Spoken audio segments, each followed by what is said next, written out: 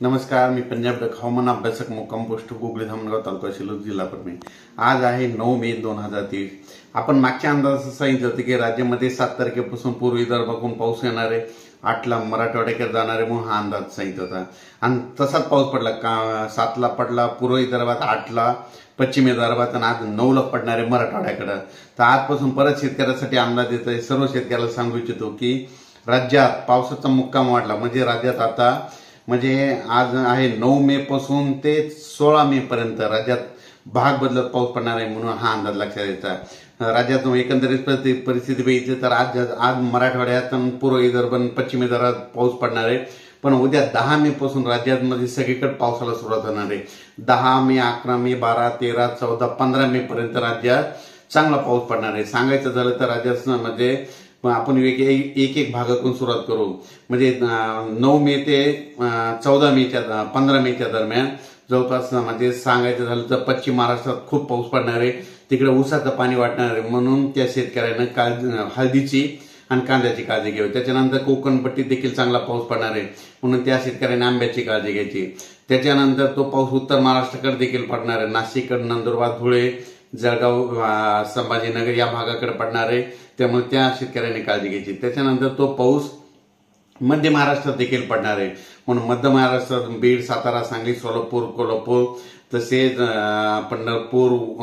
पंढरपूर, लातूर, जालना, नांदेड, परभणी, हिंगोली या भागातील सर्व शेतकऱ्यांनी काळजी घ्यावी, कारण की 10 ते 15 मेच्या दरम्यान पडणारा पाऊस हा चांगला पडणार आहे, म्हणजे एक पिकाचं पाणी वाचेल असा पाऊस पडणार आहे। पण या पावसामध्ये विजेचं प्रमाण जास्त असणार आहे म्हणून हा अंदाज लक्षात घ्यायचा। त्याच्यानंतर परत एक सांगू इच्छितो की राज्यामध्ये पूर्व विदर्भ, पश्चिम विदर्भ, तसेच मराठवाडा, मध्य महाराष्ट्र या भागात देखील सगळीकडे 10 ते 15 मेच्या दरम्यान पाऊस पडणार आहे म्हणून हा अंदाज लक्षात घ्यायचा। पण परत एक सांगू इच्छितो की हा पाऊस ऊसावाल्यासाठी फायदा राहणार आहे, वीटभट्टीवाल्यासाठी नुकसानदायक ठरणार आहे, हळदी कांद्यासाठी नुकसानदायक ठरणार आहे म्हणून हा अंदाज लक्षात घ्यायचा। हळद शेतकरी, कांदा शेतकरी आणि वीटभट्टीवाल्यांना आपण आपली 10 ते 15च्या दरम्यान आपण आपलं झाकून टाकण्याची तयारी ठेवायची।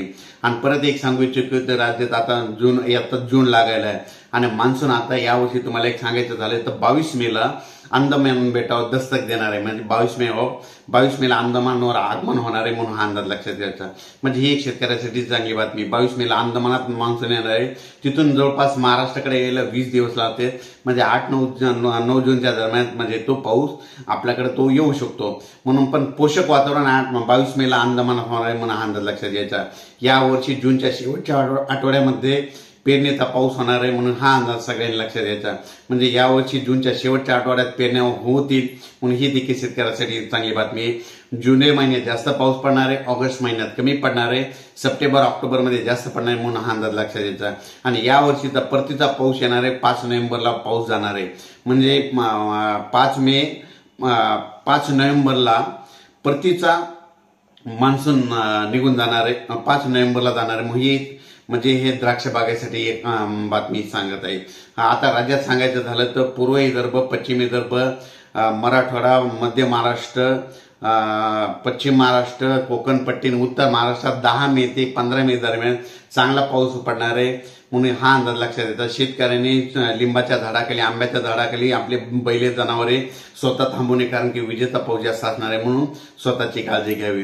दररोज भाग बदलत पडणार आहे म्हणून हा अंदाज सर्व शेतकऱ्यांनी लक्षात द्यावा।